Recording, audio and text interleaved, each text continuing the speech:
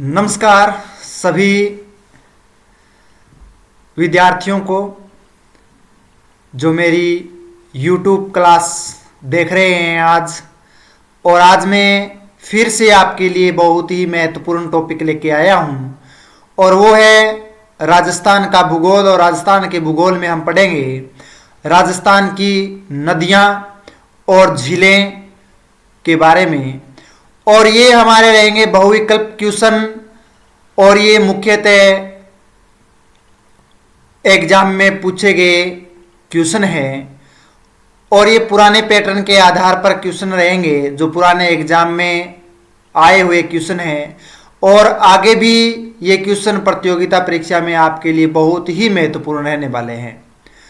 तो ये क्वेश्चन आपके मान लीजिए कि 100% आएंगे पूछे ही पूछे जाएंगे।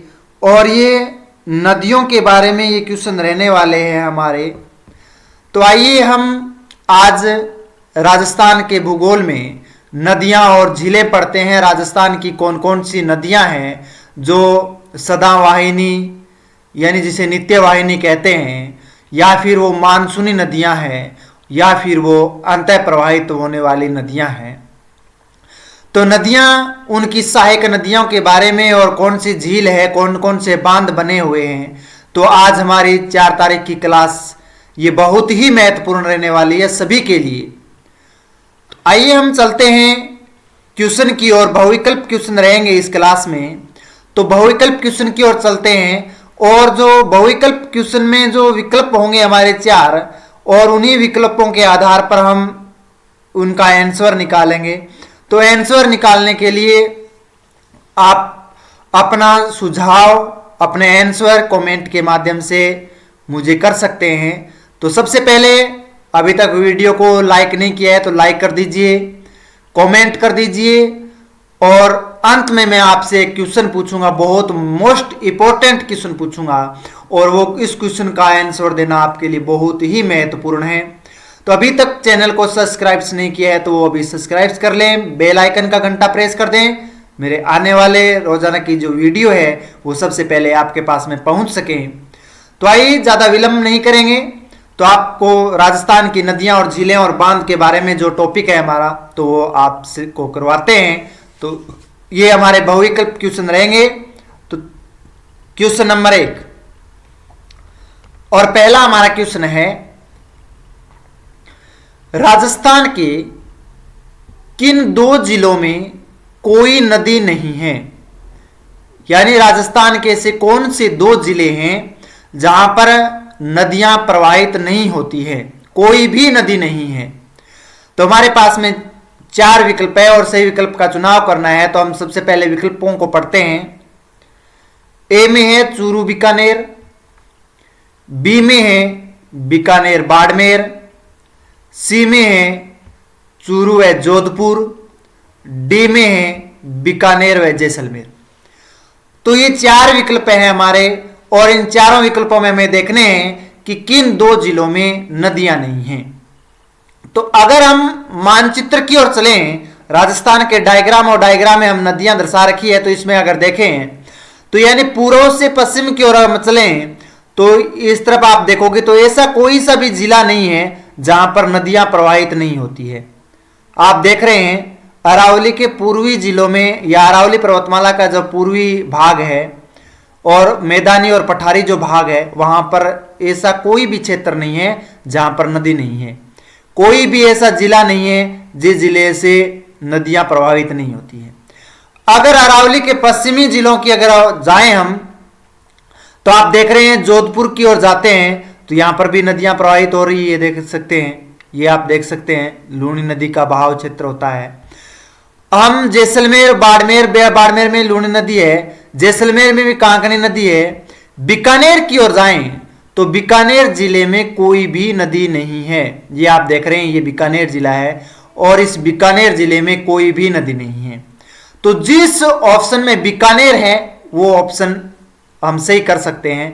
तो मान लीजिए जैसलमेर बीकानेर, इसमें भी दे रखा है डी में, तो एक बार इसको भी मान लेते हैं। सी में चूरू जोधपुर है तो बीकानेर नहीं है तो कट कर देते हैं, गलत है। बी में बीकानेर और बाड़मेर है तो इसका एक बार देख लेते हैं। और सी में चूरू व बीकानेर है। तो बाड़मेर और जैसलमेर में तो बहती है, तो अगर हम बाड़मेर को भी कट कर दें और जैसलमेर को की आंसर है विकल्प है वो गलत कर दें, तो हमारे पास में केवल एक विकल्प पहुंचता है और वो है चूरू और बीकानेर। तो चूरू जिले की अगर बात करें, ये है चूरू जिला, तो यहां पर कोई भी नदी नहीं है। ये देख रहे हैं आप चूरू जिला, तो ये चूरू जिले में भी नदी नहीं है और बीकानेर जिले में भी नदी नहीं है। ठीक है, तो यानी हमारा सही ऑप्शन होगा वो होगा ए, चूरू। तो करेक्ट आंसर है वो चूरू होगा। और चूरू और बीकानेर है वो दोनों जिले हैं वो शुष्क और अर्धशुष्क थार रेगिस्तान के क्षेत्र में स्थित है। और यहां पर इन क्षेत्रों में वर्षा भी बहुत ही कम होती है, यानी 20-25 सेंटीमीटर के आसपास या 25 सेंटीमीटर से कम वर्षा होती है। इसलिए थार के मरुस्थल में स्थित है दोनों जिले, वो अर्धशुष्क में कुछ भाग और कुछ भाग है वो शुष्क में। और इन जिलों में हमने देखा है कि कोई भी नदी है वो नहीं बहती है, ना तो कोई नित्य वाहिनी है ना कोई मौसमी नदी है यहाँ पर बहने वाली, तो कोई नदी नहीं है यहाँ पर। और ना ही किसी नदियों का उद्गम होता है, यानी कोई नदी निकलती है तो वो भी नहीं निकल रही है चूरू और बीकानेर जिले से। तो राजस्थान की जो अधिकांश जो नदियां हैं उसका उद्गम होता है वो अरावली पर्वतमाला से होता है। और चूरू और बीकानेर जिले में अरावली पर्वतमाला की स्थिति नहीं है दोनों में भी। ठीक है, तो यहां पर दोनों जिलों में चूरू और बीकानेर जिला हमारा ऑप्शन के लिए सही होगा ए, क्योंकि इन जिलों में कोई भी नदी नहीं बहती है। तो आपको करेक्ट आंसर ए मिल गया।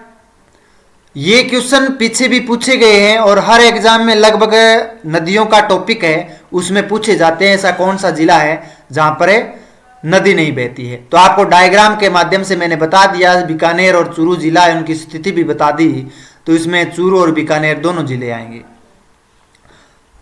अब हम नेक्स्ट क्वेश्चन अगले क्वेश्चन की ओर चलते हैं। और अगला क्वेश्चन है ये, सबसे पहले क्वेश्चन को पढ़ें। आयड़ नदी किस नाम से जानी जाती है? जो आयड़ नदी है वो किस नाम से जानी जाने वाली नदी है? ए में है क्या कोठारी के नाम से जानी जाती है, बी में है क्या बेड़च के नाम से जानी जाती है, सी में है क्या जवाई के नाम से जानी जाती है, और डी में है क्या बाणगंगा के नाम से जानी जाती है। तो आयड़ नदी है वो अन्य किस नाम से जानी जाती है?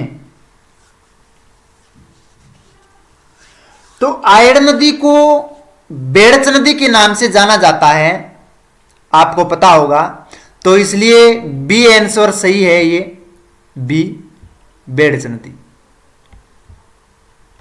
तो आयड़ नदी को अन्य नाम की अगर बात करें तो ये बेड़च नदी के नाम से है जानी जाती है।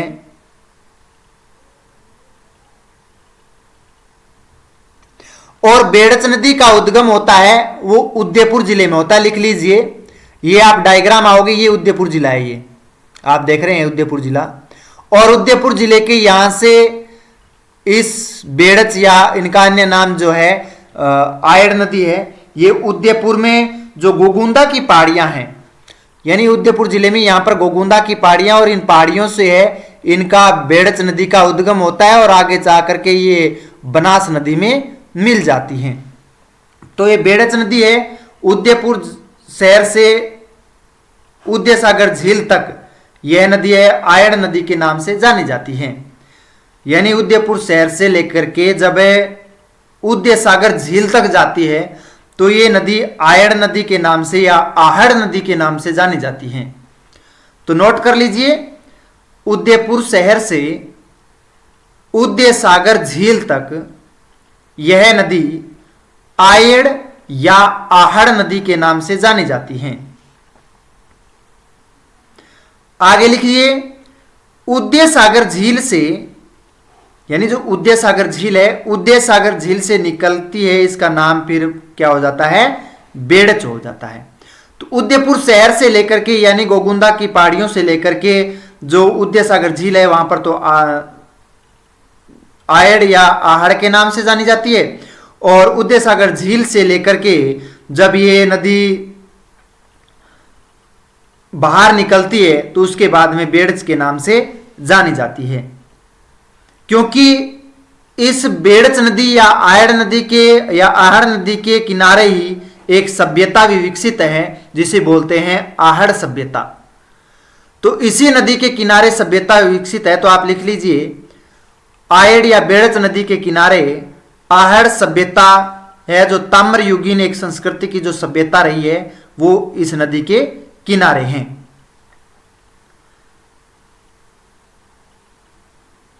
और ये बनास नदी में कहां मिलती है, तो ये भीलवाड़ा जिले में है। वो बागोद नामक जो स्थान है भीलवाड़ा जिले का, ये बागोद है, यहां पर भीलवाड़ा जिले का ये बागोद स्थान है। तो इस बागोद स्थान पर ये बनास नदी में मिल जाती है। तो भीलवाड़ा क्षेत्र में मिलती है, उदयपुर में इसका उद्गम होता है, और बनास नदी में कहां मिलती है, भीलवाड़ा में बागोद नामक स्थान पर बनास नदी में मिल जाती हैं। अगर इसकी बात करें तो ये मुख्य रूप से इसका जल है वो बनास नदी है वो चंबल में मिलती है, चंबल है यमुना में मिलती है, और यमुना आगे जाकर के गंगा में मिल जाती है। तो अगर अपवाय तंत्र की बात करें तो आहड़ या बेड़च जो नदी है वो गंगा नदी तंत्र का भी एक हिस्सा है जो बंगाल की खाड़ी में अपना जल लेकर के जाती है। तो ये आहड़ और बेड़च नदी की संपूर्ण मैंने जानकारी यहां पर दे दी है कि गोगुंदा की पहाड़ियां जो उदयपुर में है और उदयपुर से यहां से निकलती है, और ये उदय सागर झील तक इसका नाम आहड़ के नाम से जाना जाता है या आयड़ के नाम से, और उदय सागर झील से लेकर के और ये भीलवाड़ा के बागोद नामक स्थान तक जब बनास में मिलती है तब इसका नाम बेड़च हो जाता है। इसके किनारे एक सभ्यता है जिसका नाम है आहड़ सभ्यता, और आहड़ सभ्यता बेड़च नदी के किनारे ही विकसित है। तो इस तरह से हमारा ऑप्शन होगा वो बी सही होगा। आहड़ नदी को किस नाम से जाना जाता है, तो बेड़च नदी के नाम से जाना जाता है। आहड़ कहां पर या किन क्षेत्र के बीच को कहते हैं और बेड़च कहां तक होती है, तो यह भी आपको मालूम होना चाहिए कि गोगुंदा की पहाड़ियों से लेकर के और उदय सागर झील तक इसको आहड़ या सब के नाम से जाना जाता है, उदय सागर झील से बनास तक बेड़च के नाम से। तो ये क्वेश्चन आपका सोल्व हो गया। नेक्स्ट क्वेश्चन की ओर चलते हैं, और नेक्स्ट क्वेश्चन है आपका ये। इस क्वेश्चन में है कि खंबात की खाड़ी में जल ले जाने वाली नदी कौन सी है, यानी खंबात की खाड़ी में जो जल ले जाने वाली नदी है वो कौन सी नदी है जो खंबात की खाड़ी में जल लेकर के जाती है। तो हमारे पास में 4 ऑप्शन है। ए में है लूनी नदी, बी में है माही नदी, सी में है घग्गर नदी, और डी में है पश्चिम बनास नदी। अब इन चारों नदियों में से हमें देखना है कि कौन सी नदी है वो खंबात की खाड़ी में गिरती है। तो खंबात की खाड़ी में गिरने वाली अगर नदी की बात करें तो हमारे पास में 4 नदियां हैं, और 4 नदियों के बारे में अगर हम पढ़ें तो सबसे पहले अगर माही नदी की बात करें तो माही नदी राजस्थान के डायग्राम में आए तो यहां पर आप देख सकते हैं मध्य प्रदेश, और मध्य प्रदेश के बाद में यहाँ से बांसवाड़ा में प्रवेश करती है, और उसके बाद में इस तरह से डूंगरपुर और बांसवाड़ा से बहती हुई वापस मुड़ती है दक्षिण की ओर, और ये गुजरात में प्रवेश करती है, और आगे जाकर के ये खंबात की खाड़ी में गिर जाती है। और ये नदी कर्क रेखा को 2 बार पार करने वाली नदी है माही नदी। तो एकमात्र यही नदी है जो खंबात की खाड़ी में गिरती है जिसका नाम है माही नदी। और ये नदी मध्य प्रदेश के विंध्यन जो पर्वत है वहां से इसका उद्गम होता है। ये जो आप देख रहे हैं यहाँ पर ये मध्य प्रदेश का विंध्यन पर्वत है, और इन पर्वतों से इसका उद्गम होता है। और ये राजस्थान की अगर बात करें तो बांसवाड़ा और डूंगरपुर जिलों से होकर के बहती है। जो दक्षिण के जिले हैं ये बांसवाड़ा है, और इसके ऊपर ये आप देखोगे तो ये डूंगरपुर जिला है। तो डूंगरपुर और बांसवाड़ा दोनों जिलों से होकर के बहती है, और फिर वापस गुजरात में प्रवेश कर जाती हैं और उसके बाद में गुजरात के जो खेड़ा जिला है, गुजरात का जो खेड़ा जिला है वहां पर जाकर के खंबात की खाड़ी जो अरब सागर का एक प्रवेश, अरब सागर का जिसे प्रवेश द्वार हम कहते हैं, तो उस खंबात की खाड़ी में गिर जाती हैं। तो ये बहुत मोस्ट इंपॉर्टेंट क्वेश्चन है कि अरब सागर का प्रवेश द्वार किसको कहते हैं, तो वो खंबात की खाड़ी को कहा जाता है। तो गुजरात का जो खेड़ा जिला है वहां पर खंबात की खाड़ी में माही नदी गिरती है। और ये अगर बात करें पूर्णतः अरब सागर में जल ले जाने वाली गिनी चुनी नदियों में से माही नदी एक मुख्य नदी है जो पश्चिम की ओर बहती है और कर्क रेखा को 2 बारें पार करती है। तो माही नदी के बारे में आपको जानकारी प्राप्त होगी। अब हम सभी से पूछ लेते हैं। एक है, अगर क्वेश्चन की बात करें तो हमारे लिए क्वेश्चन है, इसका बी आंसर सही रहेगा, माही। ठीक है। इससे हम लूणी की अगर बात करें तो लूणी नदी है वो अजमेर के पास की जो पहाड़ियां हैं अरावली से, मध्य अरावली से ये निकलती है। और लूणी नदी अगर डायग्राम में देखें तो ये आप देख सकते हैं यहां से निकलती है और यहां से होती हुई फिर ये बाड़मेर से होती हुई गुजरात में कच्छ के रण में लुप्त हो जाती है। तो अरावली की पहाड़ियों से निकलती है और थार के रेगिस्तान से होकर के बहती है। और इसकी एक विशेषता भी है, थार रेगिस्तान की सबसे बड़ी नदी कौन सी है, तो वो लूणी नदी है। और ये खंबात की खाड़ी तक नहीं पहुंचती है बल्कि गुजरात के कच्छ के रण तक ही पहुंचती है और वहां पर ये दलदली भूमि में विलीन हो जाती हैं। अगर घग्गर नदी की बात करें, फिर हमारे पास में आता है घग्गर नदी। तो घग्गर नदी की अगर बात करें तो ये आप देख रहे हैं घग्गर नदी हिमाचल प्रदेश के शिवालिक जो पहाड़ियां हैं वहां से इसका उद्गम होता है। फिर पंजाब के बाद में ये भाग है वो हरियाणा का, फिर हनुमानगढ़ और गंगानगर में बहती है, फिर पाकिस्तान में चली जाती है। ठीक है। तो हिमाचल प्रदेश से लिख सकते हो आप घग्गर नदी के बारे में। घग्गर नदी हिमाचल प्रदेश की शिवालिक पहाड़ियों से उद्गम होता है, पंजाब हरियाणा से होते हुए राजस्थान के हनुमानगढ़ और गंगानगर जिले में बहती हैं। तो राजस्थान के 2 ही जिले में बहती है, गंगानगर और हनुमानगढ़ जिले में। और आगे पाकिस्तान में रेगिस्तान में है, ये नदी लुप्त हो जाती है। ये किसी सागर या फिर खाड़ी में ये नदी नहीं गिरती है, अंतः प्रवाहित होने वाली नदी है। ठीक है। तो ये शिवालिक की पहाड़ियों से हिमाचल प्रदेश से, और हिमाचल प्रदेश के बाद में पंजाब के बाद में हरियाणा के बाद में राजस्थान के गंगानगर और हनुमानगढ़ दोनों जिलों में बहती है। ये आप देख सकते हैं यहां पर। चौथी है नदी है वो है पश्चिम बनास। अगर पश्चिम बनास की बात करें और डायग्राम में हम जाएं पश्चिम बनास नदी के बारे में, तो ये आप देख रहे हैं ये नदी है पश्चिम बनास। ये नदी ये पश्चिम बनास नदी है और पश्चिम बनास है वो सिरोही जिले की दक्षिण अरावली जो पर्वतमाला है वहां से इसका उद्गम होता है। तो सिरोही जिले से इसका उद्गम होता है और ये दक्षिण की ओर बहती हुई गुजरात में चली जाती है और गुजरात में ये कच्छ का जो रण है वहां पर समाप्त हो जाती है, ये लुप्त हो जाती है और ये खंबात की खाड़ी तक नहीं पहुंचती है। केवल एकमात्र नदी खंबात की खाड़ी से पहुंचती है जिसका नाम है माही नदी। तो इसका बी आंसर सही हो गया। लूणी नदी मध्य अरावली से निकलती है और कच्छ के रण में लुप्त हो जाती है, थार के मरुस्थल की सबसे बड़ी नदी कहलाती है। इसी तरह से हमने चारों नदियों के बारे में पढ़ लिया। पश्चिम बनास के बारे में भी हमने पढ़ लिया, सिरोही जिले से इसका उद्गम होता है और कच्छ के रण में लुप्त हो जाती है। अब हम नेक्स्ट क्वेश्चन की ओर चलते हैं और नेक्स्ट क्वेश्चन है हमारा ये,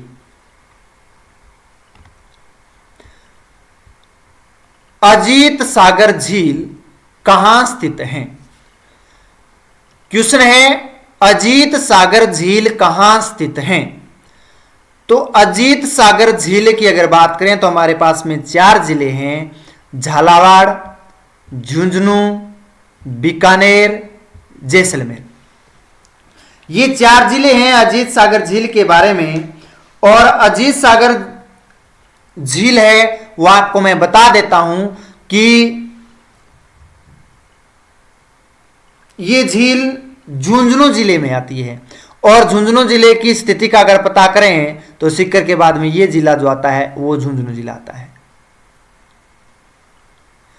ठीक है, तो झुंझुनू जिले का आंसर इसका सही है। मैं अब डिटेल से आपको बताऊंगा, तो इसका बी करेक्ट आंसर है। इसके नीचे आप नोट कर लीजिए मुख्य जानकारियां, और मुख्य जानकारियां मैं आपको एक एक करके बता देता हूं कि क्यों है। और जो अजीत सागर झील है, इसे अजीत सागर बांध भी कहा जाता है, और ये राजस्थान का अगर बात करें तो झुंझुनू जिले के खेतड़ी के पास बसियाल नामक स्थान पर है। यानी झुंझुनू जिले में जो खेतड़ी तांबा उत्पादन का जो क्षेत्र है वहां पर एक स्थान है जिसका नाम है बसियाल, तो वहां पर ये मौजूद है। यह शेखावाटी के उत्तरी कोनों में महत्वपूर्ण जल निकास की नदी कही जाती है, जो पर्यटकों के लिए आकर्षक का एक केंद्र बिंदु है। यहाँ पर्यटक दूर दूर से आते हैं और यहाँ पर लुत्फ उठाते हैं। और इसका निर्माण अगर बात करें स्थलीय जल भंडार के लिए और सिंचाई के उद्देश्य के लिए किया गया था, कि वहाँ की जो आवाम है, जनता है, उनके पेयजल के लिए और सिंचाई सुविधा मुहैया करवाने के लिए महत्वपूर्ण झील है ये। और ये झुंझुनू का जो शुष्क क्षेत्र है, ये झील बनाने के बाद में ये एक सिंचित क्षेत्र के रूप में बहुत महत्वपूर्ण ये एक झील कही जाती है। तो इस तरह से अगर आपको बताएं तो ये झुंझुनू जिले के खेतड़ी जो स्थान है वहां पर बसियाल नामक स्थान पर ये झीलें स्थित हैं। तो आपको आंसर का पता चल गया। इसका करेक्ट जो आंसर है वो है बी, झुंझुनू जिले में। तो अजीत सागर झील या अजीत सागर बांध की अगर बात करें तो वो झुंझुनू जिले में मौजूद है। नेक्स्ट क्वेश्चन की ओर चलते हैं, और हमारे लिए नेक्स्ट क्वेश्चन होगा वो है ये।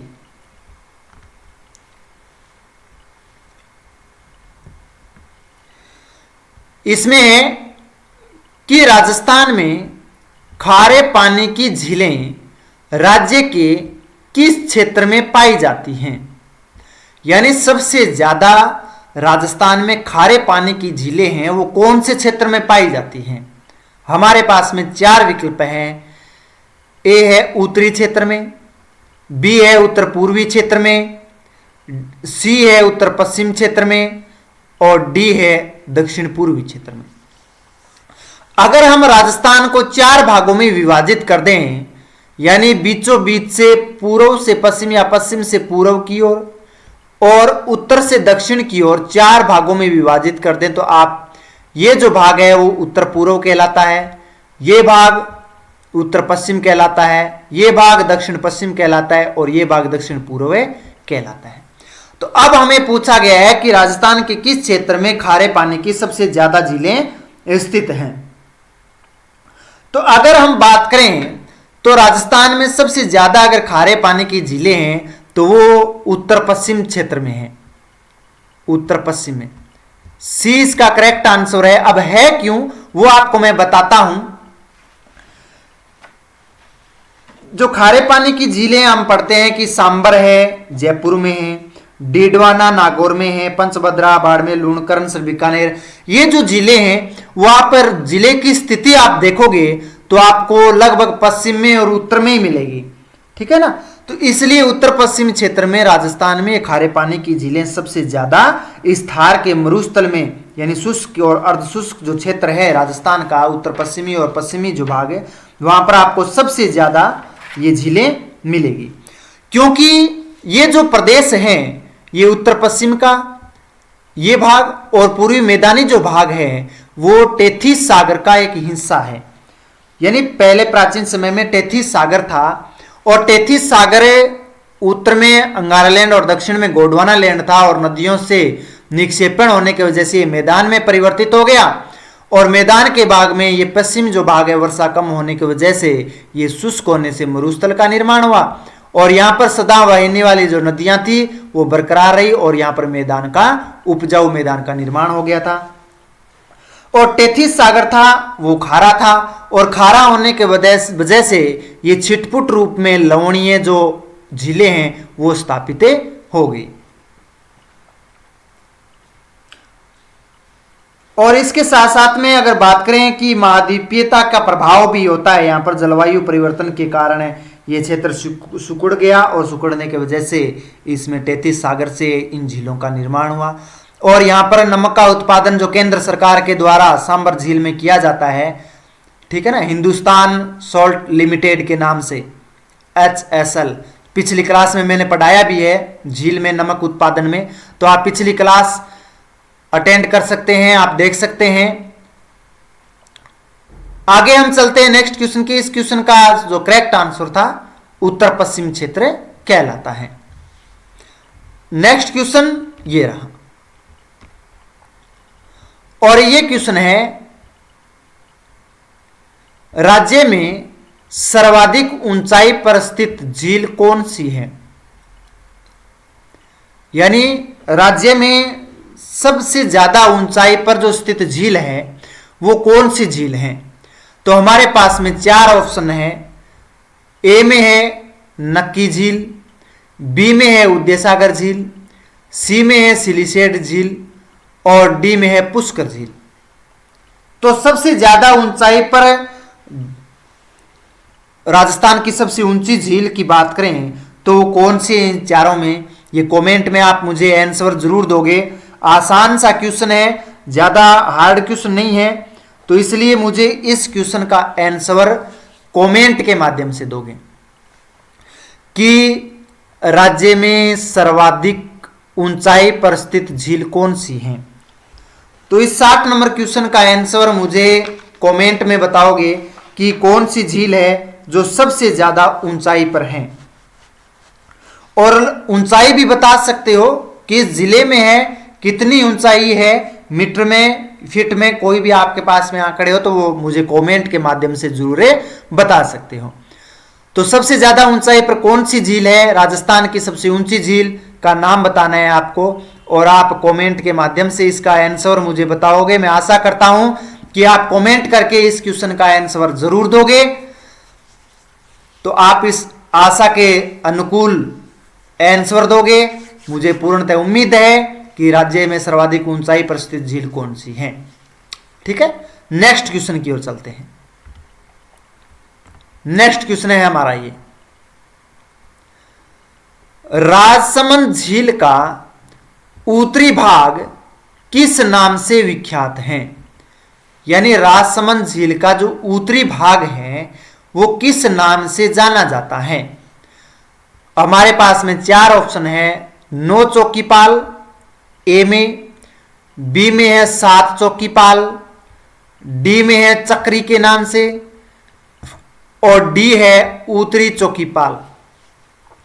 तो ये हमारे पास में 4 विकल्प हैं, और इन विकल्पों में से हमें सही विकल्प का चुनाव करना है कि राजसमंद झील है का जो उत्तरी भाग है वो किस नाम से विख्यात है।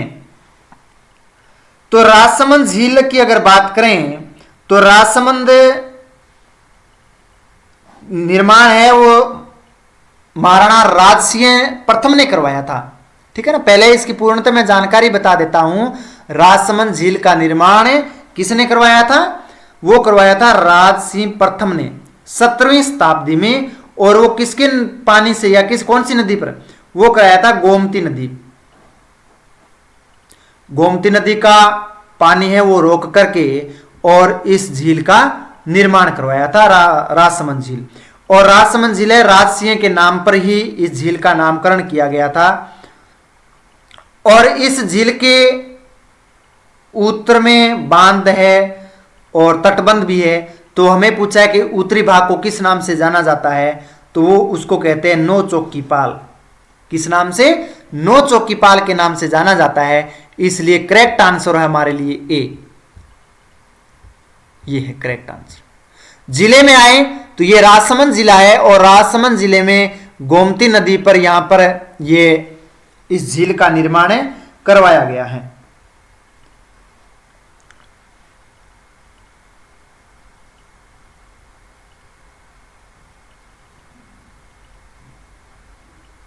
इसमें नौ चौकीपाल नाम क्यों पड़ा था? क्योंकि इसमें संगमरमर की 9 सीढ़ियां हैं और 9 सीढ़ियां बनाई गई है जो उसके अंदर जाने के लिए, तो इसलिए इसे नौ चौकीपाल के नाम से जाना जाता है। ये एक स्थापत्य कला और ऐतिहासिक महत्व के लिए भी बहुत ही महत्वपूर्ण झील है। और यहाँ पर जो लगा हुआ है सफेद संगमरमर के रूप में लगा हुआ है, जो विभिन्न यहाँ पर देवी देवताओं, जानवरों और पक्षियों और फूलों के चित्र भी इस झील पर उकेरे गए हैं। और सबसे महत्वपूर्ण बात तो ये है कि इस पर 25 काले संगमरमर की शिलाओं पर संस्कृत भाषा में मेवाड़ का संपूर्ण इतिहास भी खुदा हुआ है। अगर पूछ ले कि मेवाड़ का संपूर्ण इतिहास कहां पर उकेरा गया है, तो राजसमंद झील पर है, जो काले 25 संगमरमर के काले जो पत्थर है वहां पर बनाया गया है। तो ये आप नोट कर सकते हो राजसमंद झील के बारे में। इसके साथ साथ में शिलालेख भी है जिसे राज प्रशस्ति के नाम से जाना जाता है। तो राज प्रशस्ति है वो राजसमंद झील पर ही है। और जो राज प्रशस्ति है जिसे राजस्थान का ही नहीं, भारत का सबसे लंबा पत्थर पर खुदा हुआ शिलालेख भी माना जाता है। तो ये अपने आप में बहुत ही महत्वपूर्ण है कि भारत का सबसे लंबे पत्थर पर लिखा हुआ जो शिलालेख कहाँ है, तो वो राजसमंद झील पर है। नौ चौकीपाल क्यों कहते हैं कि राजसमंद झील में सफेद संगमरमर से 9 सीढ़ियां बनाई गई है, इसलिए उत्तरी भाग में, तो इसलिए इसको नौ चौकीपाल के नाम से जाना जाता है। इस झील का निर्माण किसने करवाया? इस झील का निर्माण राजसिंह प्रथम ने 17वीं शताब्दी में, और गोमती नदी है, और गोमती नदी के जल को रोक करके इस झील का निर्माण है वो करवाया गया था। तो ये बहुत ही महत्वपूर्ण है। और यहाँ पर देवताओं के और जानवरों, पक्षियों और फूलों के भी चित्र हैं, वो भी उकेरे गए हैं, यहाँ पर बहुत महत्वपूर्ण है यहाँ पर। और राज प्रशस्ति जो भारत की सबसे बड़ी प्रशस्ति के नाम से या बड़ा शिलालेख के नाम से भी जानी जाती है, राजसमंद झील में है। तो उत्तरी भाग नौ चौकीपाल के नाम से जाना जाता है। और ये पूरी की पूरी जो मैंने डिटेल बताई है इस झील के बारे में, वो आप अपने नोटबुक में नोट कर लीजिएगा। ये क्वेश्चन में पूछे जाते हैं, बहुत महत्वपूर्ण क्वेश्चन है ये। ठीक है, अगले क्वेश्चन की ओर चलते हैं, वो है ये कि सुमेलित कीजिए। और सुमेलित करना है, एक तरफ नदी दे रखी है और दूसरी तरफ उद्गम स्थल दे रखे हैं। नदी है साबी नदी, कांकनी नदी, बाणगंगा नदी, कांतली नदी। उद्गम स्थल सेवर की पहाड़ियां, बेराट की पहाड़ियां, खंडेला की पहाड़ियां, कोटरी गांव। तो अब हमें क्या करना है कि इसको सुमेलित करना है। और सुमेलित करने के लिए हमें देखते हैं, पिछले वीडियो में साबी नदी के बारे में मैंने बताया था, और साबी नदी का जो उद्गम स्थल है वो है सेवर की पहाड़ियां। तो जहां पर ए का एक है उसको हम सही कर देंगे। तो ए और बी, सी और डी दोनों गलत हैं, ए और बी अभी तक सही है। और बेराट है जो जयपुर जिले में ये पहाड़ी है, बेराट की पहाड़ियां, तो वहां से बाणगंगा निकलती है, ये भी मैंने बताया था। तो दो का हम, क्योंकि इसमें दो के दो सी में और बी में दोनों में दे रखे, इसने मैंने चांस लिया है। बाणगंगा है वो बेराट की पहाड़ियों को सुमेलित कर देते हैं। तो इसमें ऑप्शन हमारे पास में बी बचता है। कांकनी है कोटरी गांव, कांतली है खंडेला की पहाड़ियां, तो इसलिए बी ऑप्शन हमारे लिए सही होगा। यानी साबी नदी की जो उद्गम स्थल है वो है सेवर की पहाड़ियां, कांकनी नदी है कोटरी गांव, बाणगंगा बेराट की पहाड़ियां, कांतली नदी खंडेला की पहाड़ियां। अब हम इन नदियों की एक एक जानकारी के बारे में पढ़ते हैं। तो लिख लीजिए, पहले आपने सुमेलित कर लिया है तो लिखिए आप। साबी नदी के बारे में अगर बात करें तो ये सेवर की पहाड़ियों से जो उद्गम होता है, और सेवर की पहाड़ियां है सीकर जिले में, ठीक है ना, सीकर जिला ये है, ये सीकर जिला है। और यहां से साबी नदी निकलती है सेवर की पहाड़ियों से। कोटपुतली, अब जो वर्तमान में अगर बात करें तो कोटपुतली बहरोड से इसका उद्गम होता है। वर्तमान में जो नवीन जिले आए हैं, सीकर जिले से अलग हुआ है कोटली बहरोड। तो नवीन आप जानकारी लिख सकते हैं, नवीन जानकारी है कोटली बहरोड जिले से होता है। और जो सेवर की पहाड़ियों के पूर्वी ढलानों से, सेवर की जो पहाड़ियां हैं उसकी पूर्वी ढलानों से इसका उद्गम होता है और ये राजस्थान से हरियाणा की ओर चली जाती है। यानी यहां से जब निकलती है पूर्वी ढालों से फिर ये हरियाणा की ओर इस तरह से, ये देख सकते हो यहां पर साबी नदी,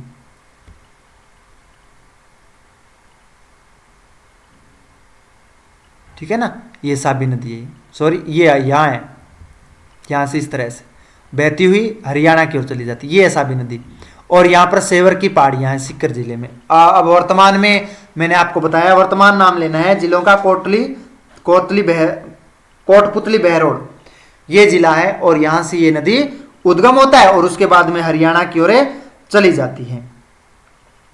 और ये अगर बात करें तो हरियाणा की ओर जाने वाली एकमात्र साबी नदी है जो हरियाणा की ओर बहती है, ठीक है। तो ये भी अपने आप में एक बहुत ही महत्वपूर्ण है। तो आपने डाल लिया कि सेवर की पहाड़ियों के पूर्वी ढलानों से उद्गम होता है, कोटपुतली बहरोड से होता है और ये आगे जाकर के हरियाणा राज्य में चली जाती है। और हरियाणा में राजस्थान से हरियाणा की ओर जाने वाली एकमात्र नदी है वो है साबी नदी। अब आते हैं कांकनी नदी के बारे में। ये कांकनी जो नदी है वो कोटरी गांव से इसका उद्गम होता है, जिसे मसूरदी नदी या कांकनी नदी भी कहते हैं। यानी जो कांकनी नदी है मसूरदी नदी के नाम से भी इस नदी को जाना जाता है। आप देख रहे हैं जैसलमेर जिले में आओगे तो ये आप कांकनी नदी आप देख रहे हैं, यहाँ पर कांकनी नदी, ठीक है ना। तो इसको मसूरदी नदी के नाम से भी जाना जाता है। और यहाँ पर एक गांव है जिसका नाम है कोटरी गांव, वहां से इसका उद्गम होता है जैसलमेर जिले में। और ये लगभग 27 किलोमीटर दक्षिण में पहाड़ियों से निकलती है और राजस्थान की सबसे छोटी अंतर्देशीय प्रवाह वाली नदियों में से एक है ये, ठीक है ना। यानी राजस्थान की अंतः प्रवाहित होने वाली सबसे छोटी नदियों में से प्रमुख नदी है ये। और ये भुज झील है और भुज झील में ये नदी गिर जाती है। जैसलमेर में जिले में है कांकनी जो नदी है वो भुज जिले में, सॉरी भुज झील में गिर जाती है। तो आप डाल लीजिए भुज जो झील है वो जैसलमेर में है और भुज झील में ये नदी गिर जाती है। इसका उद्गम जैसलमेर जिले के कोटरी गांव से होता है और ये 27 किलोमीटर दक्षिण की ओर बहती है और बहती हुई भुज झील में गिर जाती है। अब आती है बाणगंगा नदी की बारी। तो अगर हम बाणगंगा नदी के बारे में देखें तो ये बैराट की पहाड़ियों से निकलती है और बैराट की पहाड़ियां जयपुर जिले में हैं, जिसे रुडित सरिता भी कहते हैं। बाणगंगा नदी को है रुडित सरिता भी कहते हैं और इसका उद्गम आपको बताया था जयपुर जिले के जो बैराट की पहाड़ियां वहां से होता है। और ये रामगढ़, दौसा, भरतपुर से होकर के बहती है, ठीक है। और अंत में ये फिर उत्तर प्रदेश में चली जाती है और उत्तर प्रदेश में जाकर के ये यमुना नदी में मिल जाती है। तो बाणगंगा नदी मैं आपको स्थिति बता देता हूं डायग्राम में। आप ये नदी के बारे में देख रहे हैं, ये नदी ये जयपुर जिला है और जयपुर जिले से यहां से होता है, ये देखो बाणगंगा नदी, ये बाणगंगा। और ये उत्तर प्रदेश में चले जाती है और उत्तर प्रदेश चंबल के बाद में मिलने वाली, अगर यमुना से प्रत्यक्ष रूप से मिलने वाली नदी की बात करें तो वो बाणगंगा नदी है, ठीक है। तो ये नदी का उद्गम का पता चल गया, एक बार दोबारा बता देता हूं, लिख लीजिए। बाणगंगा नदी जयपुर जिले की बैराट की पहाड़ियों से उद्गम होता है और ये रामगढ़ के बाद में दौसा, भरतपुर होती हुई उत्तर प्रदेश में यमुना नदी में मिल जाती हैं। अब आते हैं कांतली नदी के बारे में।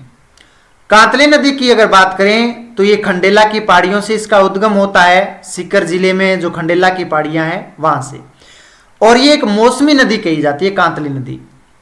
ये आप देख रहे हैं कांतली नदी, डायग्राम में मैं आपको दिखा दूं, ये देखो कांतली नदी, ये कांतली नदी है। और ये कांतली नदी एक मौसमी नदी है और ये अगर बात करें तो झुंझुनू जिलों को 2 भागों में विभाजित करती है। ये आप देख रहे हैं यहां से कांतली नदी का उद्गम होता है और ये झुंझुनू जिले में जाती है, तो इसको 2 भागों में विभाजित कर, झुंझुनू का एक भाग ये पश्चिम में रह जाता है और एक भाग पूर्व की ओर रह जाता है। तो ये भी बहुत महत्वपूर्ण क्वेश्चन रहता है कि कौन सी नदी झुंझुनू जिले को 2 भागों में विभाजित करती है, तो वो आएगी कांतली नदी। और कांतली नदी 2 भागों में विभाजित करती है, कौन से जिले को? झुंझुनू जिले को विभाजित करती है। ठीक है। और ये चूरू जिले की सीमा पर लुप्त हो जाती है, चूरू जिले में प्रवेश नहीं करती है, चूरू जिले की सीमा पर लुप्त हो जाती है ये नदी। और इसके प्रवाह क्षेत्र को तोरावाटी कहा जाता है। आपको पता होना चाहिए कि इसका जो प्रवाह क्षेत्र है उसको तोरावाटी, और तोरावाटी शेखावाटी का प्रदेश ही है, तो तोरावाटी से शेखावाटी बनता है। गेणेश्वर जो सभ्यता है, कौन सी सभ्यता? गेणेश्वर जो सभ्यता है वो इसी के किनारे विकसित हुई थी। तो आपको पता होना चाहिए कि गेणेश्वर सभ्यता कौन सी नदी पर है, तो कांतली नदी के किनारे है। और इसका उद्गम कहां से होता है? सीकर जिले में खंडेला की पहाड़ियों से होता है। झुंझुनू जिले को दो भागों में विभाजित करती है और झुंझुनू और चूरू जिले की सीमा पर यह नदी लुप्त हो जाती है। तो मोस्ट इंपोर्टेंट ये क्वेश्चन है, चारों नदियों के बारे में आपको एक एक डिटेल आपको बताई है। अब हम नेक्स्ट क्वेश्चन की ओर चलते हैं, और नेक्स्ट क्वेश्चन है ये। इस क्वेश्चन में है कि चंद्रभागा नदी के किनारे बसा नगर है, यानी चंद्रभागा नदी के किनारे कौन सा नगर बसा हुआ है? तो चंद्रभागा नदी है, उसके 4 जिले हैं, झालावाड़, माध्यमिका, झालरापाटन या बूंदी। ठीक है, तो ये 4 जिले हैं, इन चारों जिलों में से हमें सही का चुनाव करना है। तो पहले तो हम देखते हैं कि चंद्रभागा नदी कहां है, तो वो झालावाड़ जिले में बहती है। ठीक है ना। और इसके जो किनारे बसा हुआ शहर है वो है झालरापाटन, ये झालरापाटन। तो सी है इसका करेक्ट आंसर होगा, सी। और जो झालावाड़ जिला ये है, यहां आप देख रहे हो दक्षिणी पूर्वी राजस्थान का ये भाग है, यहां पर ये भाग है वो झालावाड़ जिला है। और यहां पर झालरापाटन, और यहां से एक नदी आती है चंद्रभागा, और चंद्रभागा नदी है वो इसके नदी के किनारे ये बसा हुआ शहर है जिसे झालरापाटन कहते हैं, जिसे सिटी ऑफ वेल्स के नाम से भी जाना जाता है या घंटियों का शहर भी कहते हैं। तो झालरापाटन है उसको सिटी ऑफ वेल्स या फिर घंटियों का शहर भी कहा जाता है। तो नोट कर लीजिए, झालरापाटन है वो चंद्रभागा नदी के किनारे स्थित है और इसे सिटी ऑफ वेल्स या घंटियों का शहर भी कहा जाता है। और ये कौन से जिले में है? तो झालावाड़ जिले में स्थित है। और इसको ऐतिहासिक के साथ साथ में इसको 4 दीवारी वाला शहर भी कहते हैं। झालरापाटन है उसको 4 दीवारी वाला शहर भी कहा जाता है। तो ये चंद्रभागा नदी के तट पर बसा हुआ है। और ये झालरापाटन जो शहर है वो इस नदी से 1 किलोमीटर ही दूर है, यानी इसकी झालरापाटन शहर की और चंद्रभागा नदी के बीच की अगर दूरी की बात करें तो 1 किलोमीटर की दूरी पर स्थापित है। और यहां पर अगर बात करें तो चंद्रभागा मंदिरों का एक समूह भी पाया जाता है यहां पर। तो यानी यहां पर एक समूह है मंदिरों का, बहुत सारे मंदिर है और वो चंद्रभागा मंदिरों का समूह के नाम से भी जाना जाता है, क्योंकि चंद्रभागा नदी के तट पर बनाया गया है उन मंदिरों को, तो इसलिए मंदिरों का समूह भी उनको कहते हैं। तो ये चंद्रभागा नदी के किनारे झालरापाटन शहर बसा हुआ है, जो मुख्य जानकारी है। और यहां पर हर साल कार्तिक पूर्णिमा के अवसर पर चंद्रभागा मेले का आयोजन भी होता है। तो चंद्रभागा नदी के किनारे कार्तिक पूर्णिमा के दिन चंद्रभागा मेले का आयोजन होता है और यहाँ बहुत बड़ी संख्या में श्रद्धालु आते हैं और वो श्रद्धालु यहाँ पर पवित्र स्नान भी करते हैं। और यहाँ पर एक सबसे बड़ा पशु मेला भी लगता है जिसे चंद्रभागा मेला के नाम से जाना जाता है। अगर झालावाड़ और झालरापाटन दोनों की बात करें तो इनकी मध्य की जो दूरी है वो 6 किलोमीटर ही है, ज्यादा अंतर नहीं है। यानी झालावाड़ और झालावाड़ के बाद में जो झालरापाटन है उन दोनों के मध्य की दूरी 6 किलोमीटर है।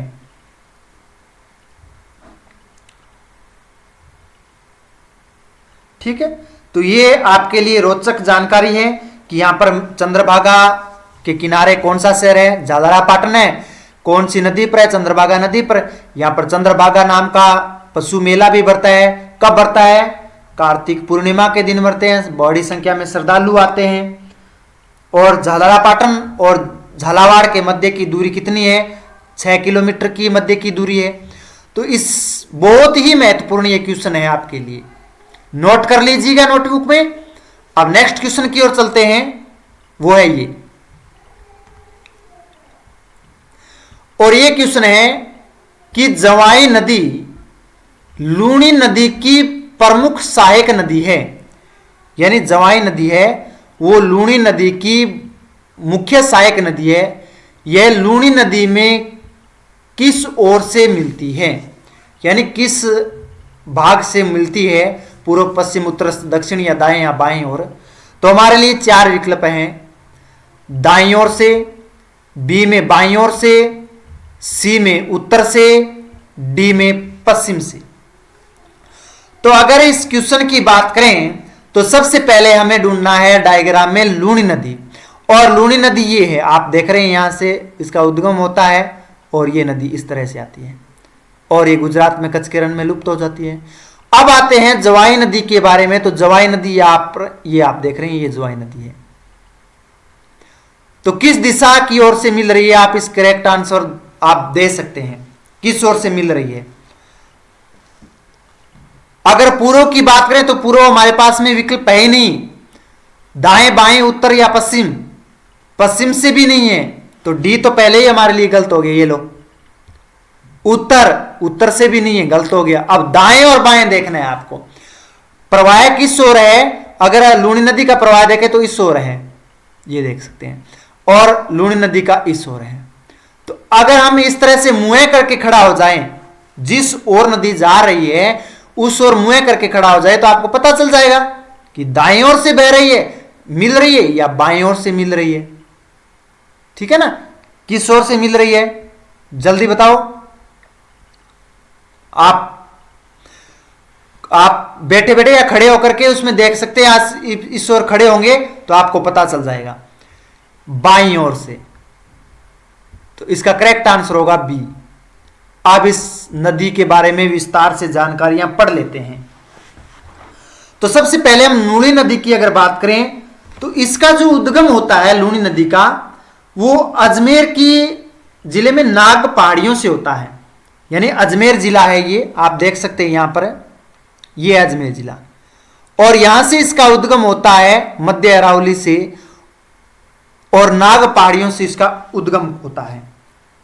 और ये फिर दक्षिण पश्चिम से बहती है। अगर इसकी सहायक नदियों की बात करें, यानी किस ओर से मिलती है, सहायक नदियां कौन कौन सी है लूणी नदी की? जवाई है, सुकड़ी है, बांडी है, खारी है, सागी है। ये मुख्य नदी है इसकी।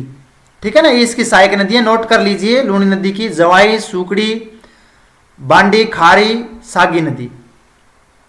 और ये सभी नदियां इसके बाईं ओर से ही मिलती है। ठीक है ना? जोजड़ी नदी है वो दाईं ओर से मिलती है और सभी नदियां इसके बाईं ओर ही मिलती है। ठीक है? तो केवल एकमात्र जोजड़ी नदी है वो इसके दाईं ओर मिलती है और सभी नदियां इसके बाईं ओर मिलती हैं। तो आपको पता चल गया कि ये किस ओर से मिलती है। तो जवाई नदी है वो बाईं ओर से मिलती है। ठीक है? जोजड़ी नदी दाईं ओर से मिलती है, ये आप देख रहे हैं यहां पर जोजड़ी नदी। और अन्य सभी नदियां हैं लूणी नदी की सहायक जितनी भी नदियां हैं वो सभी नदियां बाईं ओर से ही मिलती हैं। ठीक है? अब हम नेक्स्ट क्वेश्चन की ओर चलते हैं। ये आप मैं जानकारी बता रहा हूं इस नदी से, आपके ये जो मैं आपको इसका स्थान, उद्गम स्थल, लंबाई, चौड़ाई सब बता रहा हूं, नोट कर लीजिए। इसको 2-1 बार पढ़ोगे आपके पूरी चीज याद हो जाएगी और इससे बाहर कुछ नहीं आने वाला है। इसी में से पूछे जाएंगे आपको नदियों का अपवाय तंत्र के बारे में। अपवाय तंत्र के मैंने 2 वीडियो पहले से डाल चुका हूं, तो वो आप देख लेना जरूर, शुरू से लेकर के ये अंत तक है। और ये मेरा अपवाय तंत्र का राजस्थान की ये तीसरा वीडियो है, तो आप बारी बारी से सभी वीडियो को देख सकते हैं। अब हम नेक्स्ट क्वेश्चन की ओर चलते हैं और नेक्स्ट क्वेश्चन है ये, वाकल, सेई, हतमती,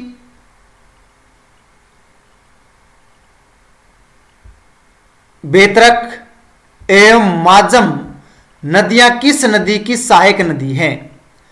तो ये मैंने सभी नदियां बताई है, वाकल, सही, हतिमती, बेतरक और माजम, ये किस नदी की सहायक नदी है? हमारे पास में 4 विकल्प हैं, पश्चिम बनास, साबरमती, माही, मानसी। अब आपको सही आंसर का चुनाव करना है कि ये सभी जो नदियां हैं किस नदी की सहायक नदी हैं। अगर बात करें इन नदियों की सहायक नदियों की, तो ये सभी नदियां साबरमती नदी की सहायक नदी कहलाती हैं। और साबरमती नदी कौन सी है? ये आप देख रहे हैं, ये रही साबरमती नदी। ये उदयपुर से इसका उद्गम होता है और उसके बाद में गुजरात में चली जाती है साबरमती नदी। तो इसलिए बी आंसर इसका सही होगा। मैं डिटेल आपको और बताऊंगा साबरमती नदी के बारे में, तो बी इसका करेक्ट आंसर होगा। अब अगर हम बात करें साबरमती नदी के बारे में, तो इसका उद्गम उदयपुर जिले में अरावली की जो पहाड़ियां हैं और कोटड़ी तहसील से इसका उद्गम होता है साबरमती नदी का। और ये राजस्थान के दक्षिण और पश्चिम से बहने वाली मुख्य नदी कही जाती है और गुजरात में, राजस्थान और गुजरात दोनों जिलों में ये बहती है और खंबात की खाड़ी जो अरब सागर है वहां पर गिर जाती है। यानी माही नदी के बाद में जो खंबात की खाड़ी में जो नदी गिरने वाली है वो नदी है साबरमती नदी।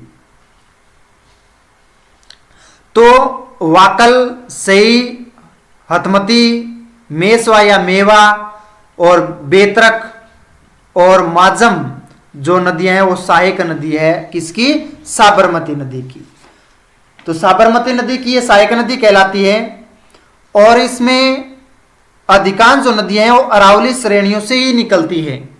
ठीक है ना, जो इनकी सहायक नदियां हैं वो अरावली से निकलती है और फिर वो गुजरात की ये जो साबरमती नदी है उसमें मिल जाती हैं।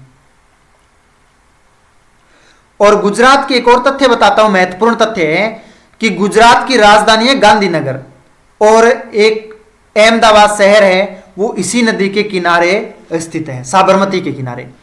यानी गुजरात की राजधानी गांधीनगर और एक प्रमुख शहर, सूती वस्त्र उद्योगों का शहर जिसे अहमदाबाद कहते हैं, वो भी साबरमती के किनारे ही बसे हुए शहर हैं। तो ये आपको पता चल गया होगा। तो इसका करेक्ट आंसर साबरमती है, बी आंसर हमारा सही होगा। अब हम नेक्स्ट क्वेश्चन की ओर चलते हैं, वो है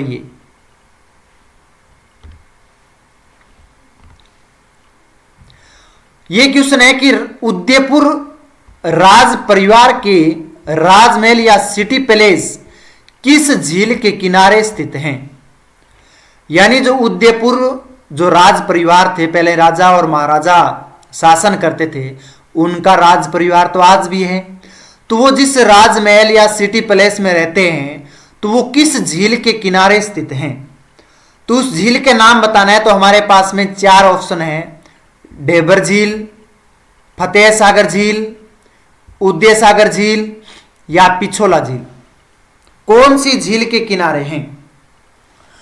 तो अगर इसकी बात करें तो सिटी पैलेस है वो उदयपुर जिले का एक भव्य जो स्थान है जिसे सिटी पैलेस के नाम से जाना जाता है। और यह स्थान आपको बता दूं कि पिछोला झील है वहां है और पिछोला झील के पूर्वी तट पर स्थित है। तो इसलिए इसका करेक्ट आंसर होगा डी। ठीक है, तो इसका करेक्ट आंसर है डी, पिछोला झील और पिछोला झील के पूर्वी तट पर। तो आप डाल लीजिए नोटबुक में, पिछोला झील जो राज परिवार है उदयपुर में, तो पिछोला झील और पिछोला झील के पूर्वी तट पर स्थित है। और इस झील का अगर निर्माण की बात करें तो 1553 ईस्वी में मेवाड़ के महाराणा उदय सिंह द्वितीय द्वारा इसका निर्माण करवाया था। यानी महाराणा उदय सिंह द्वितीय थे, उन्होंने 1553 ईस्वी में पिछोला झील का निर्माण करवाया था।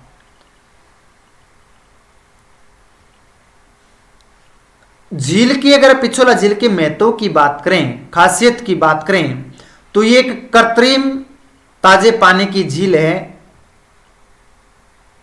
और यह एक अपनी सुंदरता के लिए भी जानी जाती है और इसमें महल की जो अनेक बालकनियां हैं वो भी यहाँ पर बनाई गई है। और यहाँ पर जो राज परिवार कहते हैं, जिसे होटल या सिटी पैलेस या लेक पैलेस के नाम से भी जाना जाता है, तो ये महत्वपूर्ण है कि राज परिवार है वो कहाँ निवास करता है, किस झील के तट पर, तो वो है पिछोला झील और पिछोला झील के पूर्वी तट पर ये बनाया गया है, जिसे सिटी पैलेस के नाम से जाना जाता है। नेक्स्ट क्वेश्चन हम पढ़ते हैं। तो नेक्स्ट क्वेश्चन है ये, आरसीद भीलवाड़ा जिले में है, नगर किस नदी के किनारे स्थित है? यानी आरसीद जो भीलवाड़ा में है वो किस नदी के किनारे बसा हुआ है? तो हमारे पास में 4 विकल्प हैं और इन चारों विकल्पों में से हमें सही विकल्प का चुनाव करना है। तो अगर हम देखें तो ए में है कोठारी नदी, बी में मानसी नदी, सी में खारी नदी, डी में बनास नदी। तो आरसीद भीलवाड़ा जिले में कौन सी नदी के तट पर ये नगर या शहर बसा हुआ है? तो आप इसका सही आंसर देना है। तो अगर बात करें, आरसीद जो शहर है वो जैसलमेर जिले में है। अपने एक मंदिरों के लिए ये मुख्य शहर है, यानी मंदिरों के लिए जाने जाने वाला ये शहर है और ये खारी नदी के किनारे बसा हुआ है। कौन सी नदी के? खारी नदी की। ये सी आंसर। तो इसका सी विकल्प है वो हमारे लिए सही होगा। खारी नदी के किनारे भीलवाड़ा जिले में, और भीलवाड़ा जिले में हम अगर देखें तो यहां पर है खारी नदी, ये आप देख रहे हैं खारी नदी, यहां से इसका उद्गम होता है और इसी नदी के तट पर बसा हुआ शहर है जिसका नाम है आरसीद, और ये मंदिरों के लिए जाने जाने वाला शहर है। इस नदी की उद्गम की अगर बात करें तो ये उद्गम राजसमंद जिले से होता है। यहां से ये राजसमंद जिला है, राजसमंद से भीलवाड़ा और भीलवाड़ा के बाद में ये बनास नदी में मिल जाती है। तो खारी नदी मुख्य नदी है, राजसमंद और भीलवाड़ा दोनों जिलों और से बहती है और बनास नदी में ये मिल जाती है। टोंक जिले में देवली स्थान है, वहां पर ये बनास नदी में मिल जाती है। और अगर इस खारी नदी की बात करें तो यहां पर है, इसके तट पर स्वाई भोज मंदिर भी स्थित है। तो नोट कर लीजिए, खारी नदी के तट पर स्वाई भोज मंदिर भी स्थित है, जो अपने धार्मिक दृष्टि से एक महत्वपूर्ण स्थान है ये। और एक नदी भी है मानसी नदी, और मानसी नदी है वो खारी नदी की एक सहायक नदी है। ठीक है ना? तो खारी नदी की एक सहायक नदी आती है मानसी नदी, तो मानसी नदी भी इसकी सहायक नदी है खारी नदी की। तो आप नोट कर लीजिएगा।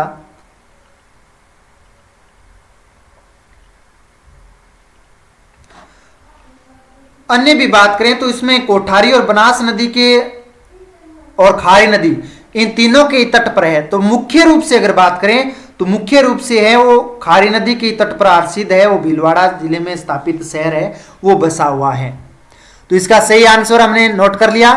खारी जो भीलवाड़ा जिले और राजसमंद में इसका उद्गम होता है और भीलवाड़ा जिले में जाती है, और मानसी इसकी जो सहायक नदी कहलाती है। नेक्स्ट क्वेश्चन की ओर चलते हैं और नेक्स्ट क्वेश्चन है ये,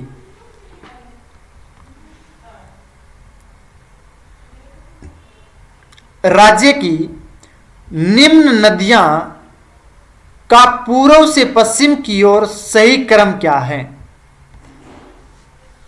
नदियों का सही क्रम बताना है पूर्व से पश्चिम की ओर, यानी राजस्थान का ये जो पूर्वी भाग है यहां से लेकर के और हम यहां पश्चिमी छोर पर आएंगे यहां तक।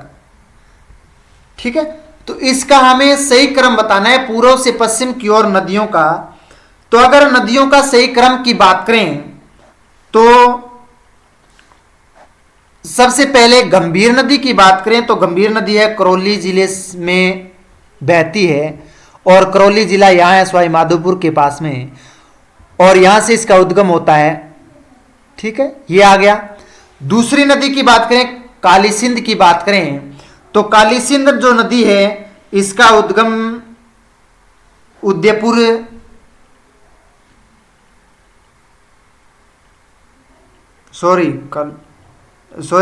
काली सिंध जो नदी है उसकी उद्गम की बात करें तो वो झालावाड़ से होता है। तो आप इसकी और इसकी तुलना करें, ये है झालावाड़ और ये काली सिंध है, तो यहां पर आती है तो ये इसका पूर्वी भाग है ज्यादा और फिर उसके बाद में ये भाग आता है। ठीक है, तो गंभीर के बाद में काली सिंध नदी आती है।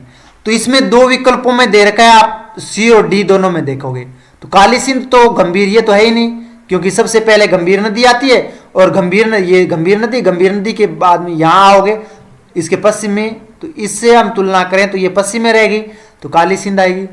अब हम साबरमती और सूकड़ी दोनों नदियों की बात करें तो साबरमती जो नदी है वो नदी उदयपुर जिले में, और उदयपुर जिला ये है, ये साबरमती। और सूकड़ी नदी की बात करें तो वो पाली जिले में है और पाली जिला ये है, सूकड़ी नदी ये है। तो आप देख सकते हो गंभीर नदी करौली जिले में, झालावाड़ में काली सिंध नदी, उदयपुर में साबरमती नदी और पाली जिले में सूकड़ी नदी। तो ये सी विकल्प इसका सही होगा, करेक्ट आंसर होगा सी। अब हम एक एक नदियों के बारे में संपूर्ण जानकारी आपको बता देता हूं। तो सबसे पहले आप डाल लीजिए गंभीर नदी के बारे में। तो गंभीर नदी है और राजस्थान के जो पूर्वी जो जिला है करौली, वहां से इसका उद्गम होता है, करौली में जो पहाड़ियां वहां से, और ये भरतपुर धौलपुर होते हुए यमुना बेसिन में जो बंगाल की खाड़ी का अपवाह तंत्र है वहां वो मिल जाती है। ठीक है ना। उसके बाद में काली सिंध नदी की बात करें तो काली सिंध नदी है वो मध्य प्रदेश से तो इसका उद्गम होता है, पर तो ये झालावाड़ जिले में, कोटा में, 12 जिलों में बहती है और फिर ये चंबल नदी में मिल जाती है। और ये भी बंगाल की खाड़ी का अपवाह तंत्र बनाती है, क्योंकि बंगाल की खाड़ी चंबल में मिलती है, चंबल यमुना गंगा में मिलती है, गंगा अपना संपूर्ण जले बंगाल की खाड़ी में लेकर के जाती है। तो ये बंगाल की खाड़ी का एक हिस्सा है। साबरमती नदी की बात करें तो साबरमती नदी है वो राजस्थान का जो दक्षिणी जिला है उदयपुर, वहां से इसका उद्गम होता है और ये दक्षिण पश्चिम से बहती हुई गुजरात में प्रवेश करता है, परंतु इन दोनों नदियों के पश्चिम में है और ये अरब सागर में खंबात की खाड़ी में गिर जाती है। सूकड़ी नदी की बात करें तो ये भी पाली जिले से इसका उद्गम होता है, जो अरावली की जो पहाड़ियां हैं वहां से, पाली, जालोर, बाड़मेर, इन जिलों में ये नदी बहती है और इन जिलों से बहती हुई और लूणी नदी में जो सूकड़ी नदी है वो लूणी नदी में मिल जाती है और कच्छ के रण में विलीन हो जाती है। लूणी नदी आगे जाकर के गुजरात में, तो ये पश्चिमी राजस्थान की नदी है। तो इसमें सही है, हमारा जो करेक्ट आंसर होगा वो होगा सी। तो एक एक नदियों के बारे में आपको बता दिया। तो गंभीर नदी है वो करौली जिले में बहती है, काली सिंध झालावाड़ जिले में, तीसरी नदी आती है साबरमती नदी उदयपुर जिले में और चौथी नदी है सूकड़ी नदी जो आती है पाली जिले में। तो ये चारों के चारों नदियां हैं पूर्व से पश्चिम, सी गंभीर, काली सिंध, साबरमती और सूकड़ी नदी। तो इसका करेक्ट आंसर हमारे लिए होगा सी। अब हम नेक्स्ट क्वेश्चन की ओर चलते हैं, वो है ये। मैंने जो पीछे क्वेश्चन बताया है उस क्वेश्चन का आंसर आप जरूर दोगे, भूल मत जाना। कमेंट के माध्यम से आपने नहीं देखा है तो आप बैक जाकर के देख लीजिए और आप उस क्वेश्चन का करेक्ट आंसर दोगे जो मैंने पूछा है। ठीक है ना।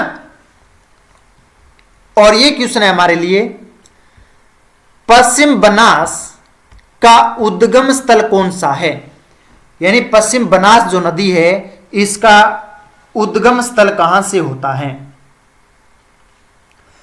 तो अगर पश्चिम बनास नदी का उद्गम स्थल से पहले हम चार विकल्पों को पढ़ लेते हैं और विकल्प हम पढ़ते हैं तो पाली ए में, बी में जालौर, सी में डूंगरपुर और डी में सिरोही। ये 4 जिले आते हैं और इन चारों जिलों में से हमें बताना है कि किस में इसका उद्गम होता है, किस जिले से होता है पश्चिम बनास नदी का। सबसे पहले हम डायग्राम की ओर चलते हैं और पश्चिम बनास नदी को देखते हैं। तो पश्चिम बनास नदी ये आप देख रहे हैं, ये पश्चिम बनास नदी है और ये जिला आप बता सकते हैं कौन सा जिला है। ये जिला है सिरोही जिला। तो इसका करेक्ट आंसर डी होगा हमारा। ठीक है, डायग्राम को देखते ही हमें पता चल गया। और आपको राजस्थान का डायग्राम अच्छी तरह से याद करना है, उसमें आपको देखने कौन सी जिले की स्थिति कहां है।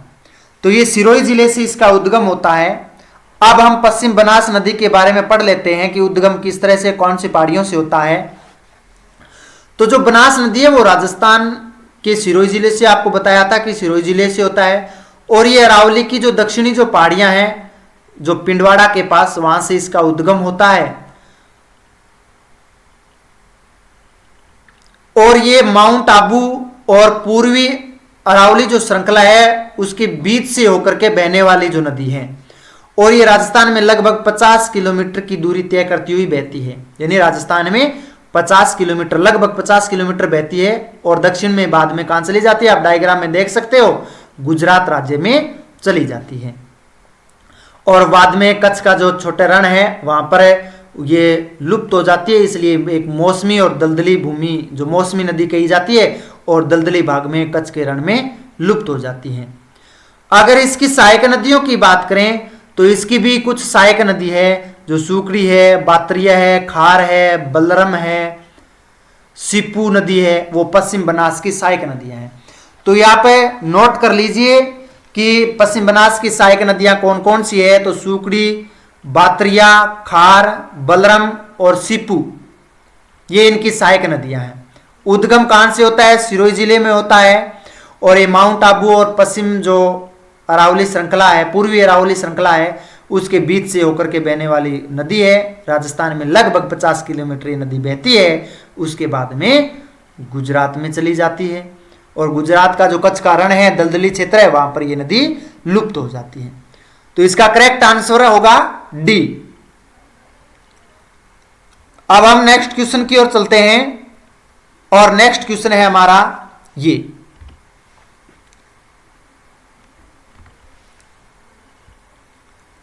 ये आप देख सकते हैं,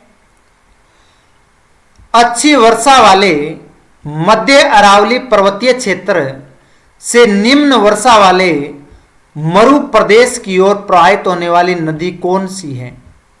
यानी एक है अच्छी वर्षा वाले मध्य अरावली, वहां से लेकर के निम्न वर्षा, यानी निम्न जो वर्षा होती है, कम वर्षा, निम्न वर्षा यानी कम वर्षा वाले मरु प्रदेश की ओर प्रवाहित होने, यानी मरुस्थल की ओर प्रवाहित होने वाली नदी कौन सी है। अगर बात करें अर्ध शुष्क से शुष्क की ओर बहने वाली नदी कौन सी है, ये पूछ रहा है। तो हमारे पास में 4 विकल्प हैं। ए में है बनास नदी, बी में है लूणी नदी, सी में है माही नदी और डी में है सोहेद्रा नदी। तो इन चारों नदियों में से अगर हम देखें, बनास नदी अरावली के पश्चिम भाग में स्थित है। ये है बनास नदी, ठीक है ना, ये चंबल नदी मिलती है, ये बनास नदी है। तो इसका तो है नहीं रोल, क्योंकि ये इस क्षेत्र से अच्छी वर्षा से कम वर्षा की ओर नहीं जाती है, क्योंकि पूर्वी दिशा में यहाँ पर तो और भी ज़्यादा वर्षा होती है। तो ये तो कम वर्षा से अच्छी वर्षा की ओर जाती है, तो इसलिए बनास नदी नहीं है। माही नदी की बात करें तो ये दक्षिण में बहती है, ये देख सकते हैं आप।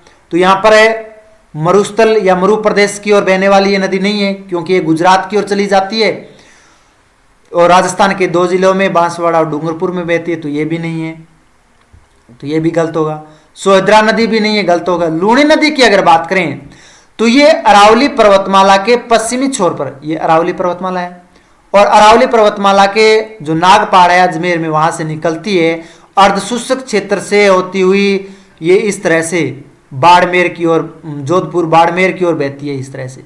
तो ये प्रदेश अर्धशुष्क प्रदेश है और ये प्रदेश एकदम शुष्क प्रदेश कहलाता है, ठीक है। तो अर्धशुष्क से शुष्क की ओर, यानी अच्छी वर्षा होती है यहां पर, अच्छी वर्षा से निम्न वर्षा की ओर नदी बहने वाली है, वो है लूणी नदी, इसलिए बी विकल्प इसका सही होगा। और बी लूणी नदी के बारे में मैंने आपको खास जानकारी पीछे जो क्वेश्चन गए हैं उसमें बता दिया गया है विस्तार से इस नदी के बारे में। एक बार दोबारा बता देता हूं इसके बारे में।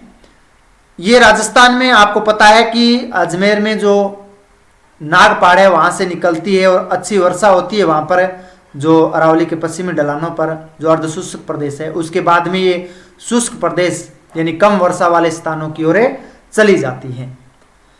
अगर ये उस बाड़मेर जिले में जो बालोतरा यानी वर्तमान में बालोतरा जो जिला है वहां पर ये शुष्क मृदा के रूप में वहां से बहती है। इसको लवणवती यानी नमक की नदी के नाम से भी जाना जाता है। तो आपको याद रखना है कि लवणवती की नदी के नाम से कौन सी नदी जानी जाती है? तो लवणवती के नाम से कौन सी नदी? लूणी नदी जानी जाती है। ठीक है। और अंत में ये दलदली भाग में, शुष्क भाग में वहां पर लुप्त हो जाती है। तो आपको लूणी नदी के बारे में जानकारी प्राप्त हो गई है। तो अन्य नदियां आपको 3 अन्य नदियां हैं वो आपको बता दी है, वो नदियां नहीं बहती है, परंतु लूणी नदी है वो अच्छी वर्षा से निम्न वर्षा की ओर या अर्धशुष्क प्रदेश से शुष्क प्रदेश की ओर बहने वाली नदी है। अब हम नेक्स्ट क्वेश्चन की ओर चलते हैं और नेक्स्ट क्वेश्चन है हमारा ये,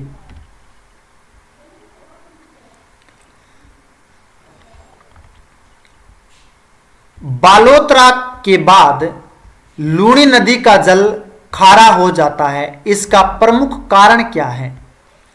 यानी बालोतरा बाड़मेर अब नवीन जिला है बालोतरा जिला, और इस बालोतरा जिले के बाद में इस लूणी नदी का जल खारा हो जाता है, लवणीय हो जाता है।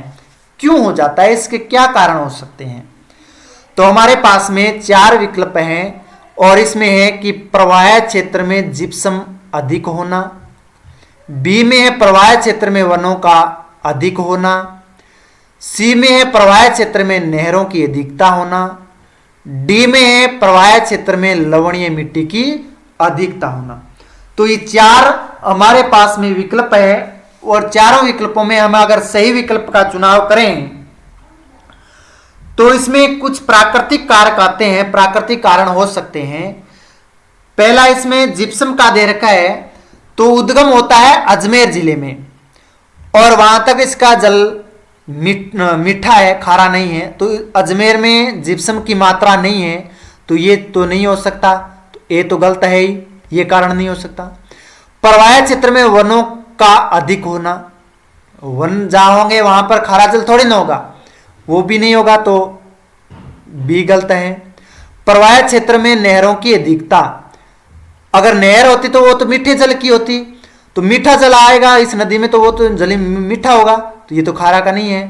प्रवाह क्षेत्र में लवणीय मिट्टी की अधिकता, हाँ, यानी लवणीय मिट्टी की अधिकता है और लवणीय मिट्टी की अधिकता इस वजह से है क्योंकि पश्चिम थार का जो मरुस्थल है वो टेथिस सागर का अवशेष माना जाता है और टेथिस सागर का भाग है। और टेथिस सागर जो प्राचीन एक सागर था, अंगारा लैंड और गोंडवाना लैंड के मध्य की जो बीच का सागर था जिसको टेथिस सागर कहा गया है, तो वो था, तो वो खारा था और खारा होने की वजह से इस क्षेत्र में लवणीय मिट्टी पनपी और इस लवणीय मिट्टी से होकर के नदी का प्रवाह क्षेत्र है, इसलिए इस नदी का जल क्या हो जाता है? खारा हो जाता है। इसलिए डी आंसर है वो सही होगा, यानी लवणीय मिट्टी, मुख्य कारण यही है, लवणीय मिट्टी की अधिकता इस क्षेत्र में। यानी बालोतरा पहुंचने के बाद में इसका जल खारा होता है, बालोतरा तक इसका जल है वो मीठा होता है, बालोतरा के बाद में जल इसका खारा हो जाता है। यानी उद्गम स्थल से लेकर के बालोतरा तक इसका जल मीठा रहता है और बालोतरा पहुंचने के बाद में इसका जल खारा हो जाता है क्योंकि वहां पर लवणीय मिट्टी की अधिकता अधिक है। ठीक है। कुछ भूगर्भिक कारण भी हो सकते हैं क्योंकि अभी आपको बताया कि टेथिस सागर का अवशेष माना जाता है जहां पर सोडियम क्लोराइड जो नमक की मात्रा है वो सबसे ज्यादा है इस वजह से, और यहां पर नमकीन झीलें भी स्थित हैं, महत्वपूर्ण झीलें हैं यहां पर। तो इसका सही जो आंसर होगा वो होगा डी, लवणीय मिट्टी।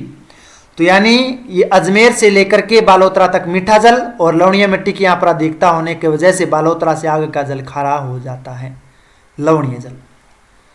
नेक्स्ट क्वेश्चन की ओर चलते हैं और नेक्स्ट क्वेश्चन है ये, निम्न में से कौन सा सुमेलित नहीं है नदी और उनकी सहायक नदियों का?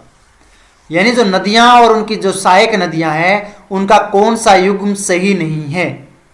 तो इस क्वेश्चन में हम विकल्प देखें तो माही और जाखम, क्या माही नदी की जाखम नदी सहायक है या जाखम नदी की माही नदी सहायक है? ए में।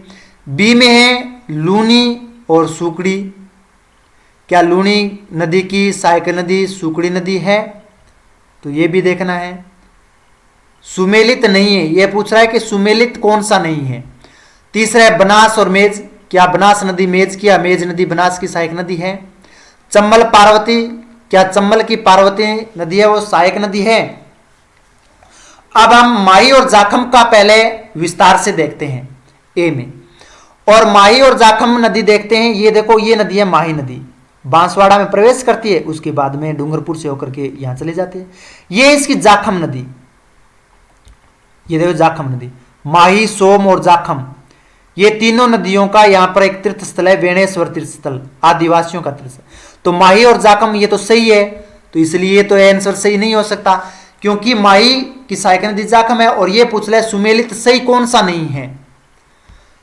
अब लूणी की सूकड़ी, लूणी नदी और सूकड़ी नदी, ये है लूणी नदी, ये आप देख रहे हो लूणी नदी, और ये नदी है सूकड़ी नदी। तो ये इसकी सहायक नदी है, तो ये तो सुमेलित है और हमें बताना है सुमेलित कौन सा नहीं है। तो ये भी सुमेलित है, ये भी सुमेलित है, नोट कर सकते हो नोटबुक में। माही की सहायक नदी जाखम, लूणी की सहायक नदी सूकड़ी, बनास नदी की मेज नदी। अगर बनास नदी की मेज नदी की बात करें तो मेज नदी भी इसकी एक सहायक नदी कहलाती है, ठीक है ना।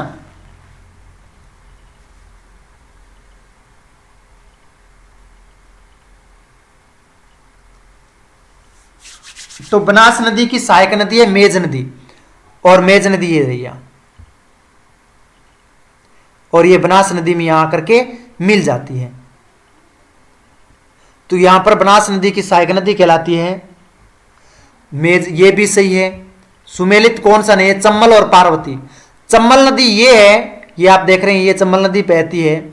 और पार्वती नदी अगर हम देखें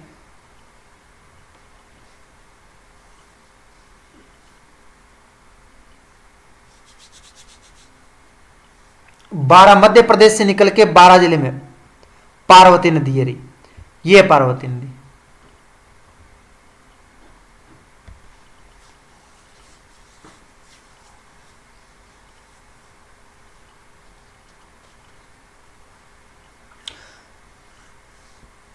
तो ये भी है, गलत है वो है बनास मेज, सॉरी इसका गलत है, वो बनास और मेज है।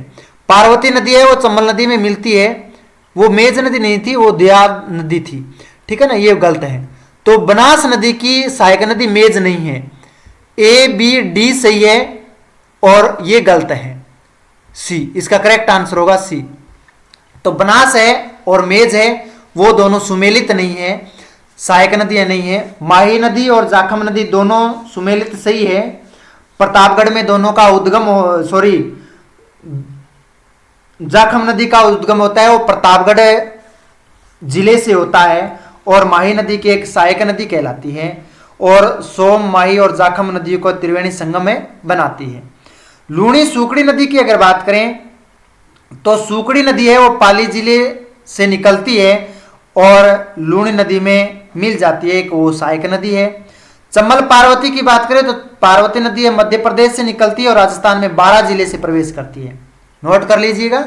पार्वती है वो 12 जिले में, ये 12 जिला है, यहां पर 12 जिला, और यहां से प्रवेश करती है और उसके बाद में यहां चंबल में मिल जाती है, ठीक है। और चंबल नदी भी मध्य प्रदेश से और उसके बाद में चित्तौड़ में प्रवेश करती है। तो मेज और बनास का विकल्प है वो गलत है, सुमेलित नहीं है।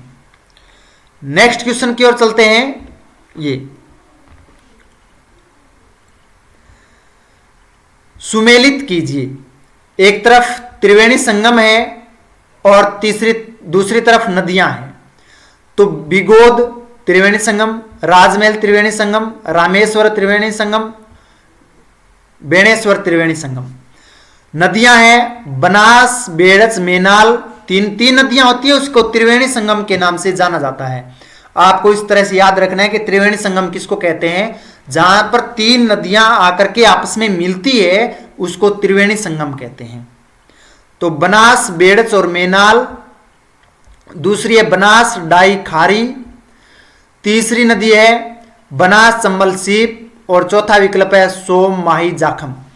अभी पढ़कर आए हैं माही, सोम, जाखम के बारे में। और माही, सोम, जाखम कहां है, ये देखो, ये माही नदी है और ये जाखम नदी है प्रतापगढ़ से, और ये उदयपुर से आती है सोम नदी।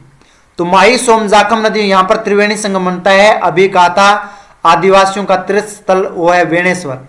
तो डी का 4 नंबर सुमेलित कर दिया, और डी के 4 नंबर में 2 है, तो ए और बी तो पहले से ही गलत हो गए। अब हमें दोनों में कॉमन और दिख रहा है, एक का एक, एक का ए, बिगोद है बनास, बेड़च और मेनाल।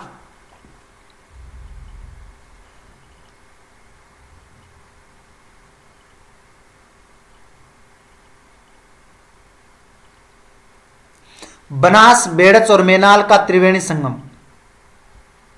ये देखो बेड़च नदी, ये बनास नदी, बनास, बेड़च और मेनाल, इन तीनों का यहां पर यहां से निकल, यहां से इस तरह से आती है, यहां पर बनता है। और ये है बिगोद, ठीक है। तो यहां पर बिगोद संगम बनता है तीनों नदियों का। अब हमारे पास में रहे 2 और 3, यानी बी और सी। और बी सी की अगर बात करें तो इसमें रामेश्वर है, वो है 2 नंबर, बनास, डाई और खारी नदी, बनास, डाई और खारी नदी। तो खारी नदी, बनास नदी और आगे एक डाई नदी आती है, ये आप ये रही बनास, खाई और डाई नदी। ये डाई नदी है, ये बनास नदी है और ये खारी नदी है। तो इनका त्रिवेणी संगम बनता है यहां पर, जिसे बोलते हैं रामेश्वर त्रिवेणी संगम।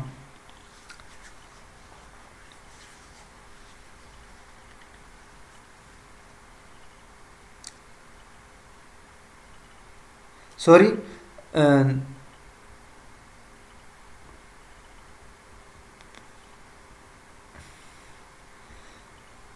अगर देखें ए का है बनास, बेड़च, मेनाल, आप बताया था अभी। राजमहल है तो राजमहल का बनास, डाई और खारी, ये बनता है भाई, बनास, डाई और खारी, ये है वो राजमहल है। राजमहल त्रिवेणी संगम बनता है बनास, डाई और खारी। बनास, बेड़च, मेनाल, ये बनता है बिगोद, ठीक है। रामेश्वर जो तीर्थ स्थल बनता है वो बनता है बनास, चंबल और सीप।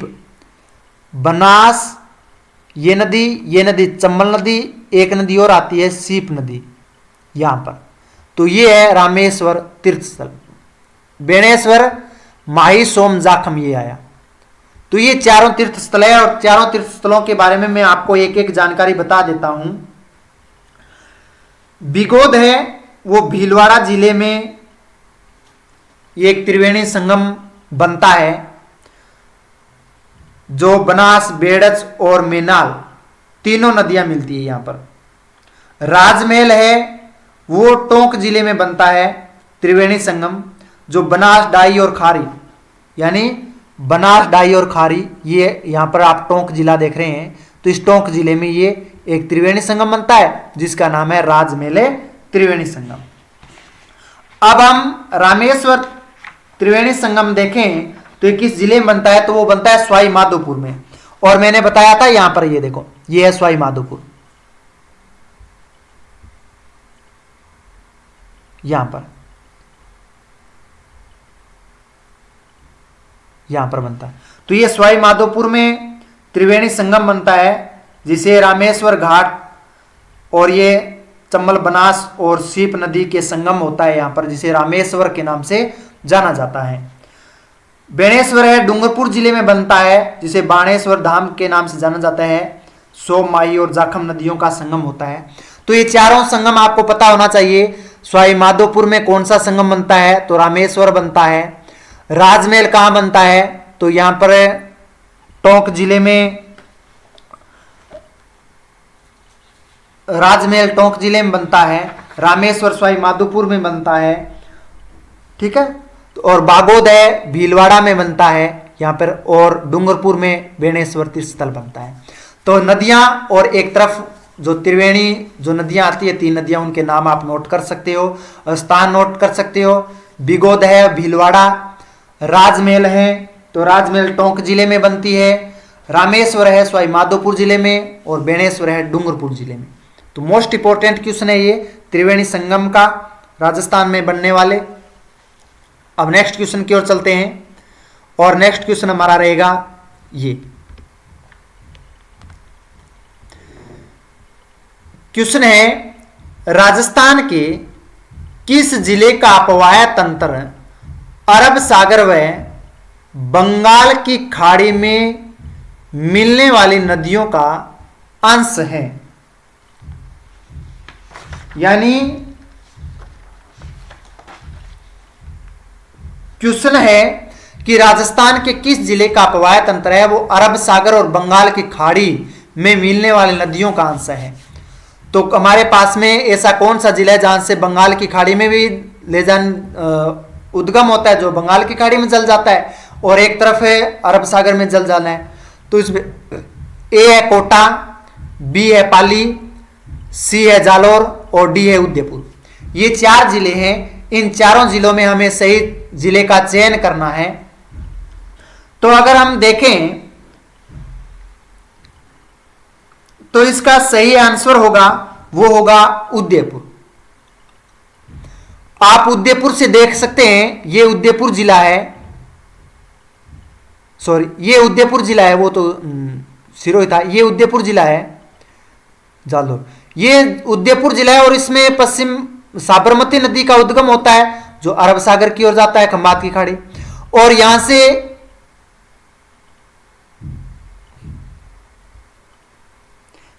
बनास या सॉरी बेड़च नदी भी निकलती है, जिसका उद्गम होता है, और ये बनास में मिलती है, तो ये बंगाल की खाड़ी में जाती है। अन्य कोई भी आप जिले उठा करके देखोगे, उसमें या तो अरब सागर में जल जाता है किसी न किसी माध्यम से, या बंगाल की खाड़ी की ओर जल जाता है किसी न किसी माध्यम से। परंतु उदयपुर एक ऐसा जिला है, बहुत मोस्ट इंपोर्टेंट क्वेश्चन है, उदयपुर एकमात्र ऐसा जिला है जिसमें दोनों बंगाल की खाड़ी में जल जाता है और अरब सागर की ओर जले जाता है। तो यानी साबरमती और बेड़च नदी, दोनों नदियों के बाहर, तो उदयपुर एकमात्र जिला है जिसका जल निकासी तंत्र यानी अपवाय जो तंत्र है बंगाल की खाड़ी और अरब सागर दोनों में जल जाता है। उदयपुर जिले का जल है वो। इसका मुख्य कारण अगर की बात करें, मुख्य कारण क्या हो सकते हैं, तो ये है अरावली पर्वतमाला की भौगोलिक स्थिति होती है इसकी, क्योंकि उदयपुर जिले का दक्षिणी हिस्से से जो गुजरती है वो साबरमती नदी है, जो भारत की प्रमुख जल विभाजक रेखा है अरावली है, तो वो गुजरती है दक्षिण की ओर, और पूर्व की ओर है वो बेड़च नदी गुजरती है। तो बंगाल की खाड़ी में जो जल लेके जाती है, जो उदयपुर में गोगोंदा की जो पहाड़ियां हैं वहां से उद्गम होता है बेड़च नदी का। तो उदयपुर जिले में बेड़च नदी है, इसका उद्गम होता है, और वो आपको बताया था अभी, जो आयड़ नदी के नाम से जानी जाती है उदय सागर झील तक, और यहाँ पर बेराट जो आहड़ सभ्यता भी स्थापित है, तो आहड़ नदी भी कहते हैं इसको उद्गम स्थल पर। और ये फिर आगे जाकर के बनास नदी में मिल जाती है, और बनास नदी फिर चंबल में मिल जाती है, चंबल नदी यमुना में मिल जाती है, यमुना नदी किस में मिल जाती है, गंगा नदी में मिल जाती है, और गंगा नदी मिल जाती है तो गंगा नदी अपना संपूर्ण जल किस में लेके जाती है, बंगाल की खाड़ी में लेके जाती है। इसी तरह अरब सागर के अपवाय तंत्र की बात करें तो साबरमती जो नदी है, जिसका उद्गम उदयपुर जिले में होता है, जो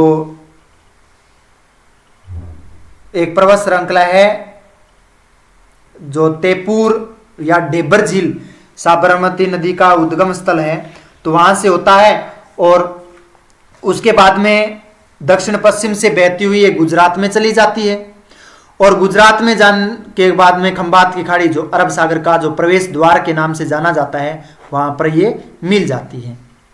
अन्य नदियां हैं वो अपना जल है वो एक ही तरफ लेके जाती है। माही की बात करें, इसमें ऑप्शन है माही नदी है, तो वो भी जिले है, कोटा जिला है, तो कोटा जिले से ऐसी नदी कोई है ही नहीं कि अरब सागर में लेके जाए और बंगाल की खाड़ी। जालोर है, तो जालोर जिले में आप देख सकते हैं कि इसका जल है वो किस ओर जाता है, तो वो भी नहीं जा रहा है कि बंगाल की खाड़ी में नहीं जा रहा है, अरब सागर में फिर भी जा रहा है। पाली का नहीं जा रहा है अरब सागर में, बंगाल की खाड़ी में नहीं जा रहा है, अरब सागर में फिर भी जा रहा है। परंतु उदयपुर एकमात्र ऐसा जिला है जो बंगाल की खाड़ी और अरब सागर दोनों जिलों में जाता है। तो most important, very most important ये क्वेश्चन है आपके लिए, बहुत मोस्ट इंपोर्टेंट ये क्वेश्चन है। तो आज के ये जो मेरे बहुविकल्प क्वेश्चन थे राजस्थान का अपवाह्य तंत्र के बारे में, तो आज की ये क्लास यहीं तक मैं समाप्त करता हूं क्योंकि समय इजाजत नहीं दे रहा है। मैं तो आगे और चल सकता हूं, क्लास इजाजत नहीं दे रही है, समय इजाजत नहीं दे रहा है। तो आप सभी का प्यार प्रेम स्नेह इसी तरह बना रहे, इसलिए वीडियो को ज़्यादा से ज़्यादा वीडियो को देखा करो और लाइक कर दे करो और पूर्णतः देखिए, स्किप नहीं करें वीडियो को, तभी आपको राजस्थान ज्योग्राफी का अपवाह्य तंत्र है वो समझ में आएगा। ठीक है, अपने सामने ये जो क्वेश्चन है वो कोई नहीं बताने वाला ये क्वेश्चन है, मैंने आपको बताया ये क्वेश्चन कि किस जिले से है बंगाल की खाड़ी और अरब सागर में जल लेने वाली नदियां। तो हमने राजस्थान की सभी नदियों को कवर किया, संगम स्थल कवर किए, झीलें कवर की, उद्गम स्थल कवर किए, मुख्य नदी, सहायक नदियां सभी पढ़ी हमने। तो आप कमेंट करके मुझे, मैंने आपको क्वेश्चन पूछा उस क्वेश्चन का आंसर मुझे कमेंट के माध्यम से दोगे। इसके लिए लाइक शेयर और चैनल को अभी तक सब्सक्राइब नहीं किया तो सब्सक्राइब कर दीजिए। जय हिंद, जय भारत, बहुत बहुत धन्यवाद।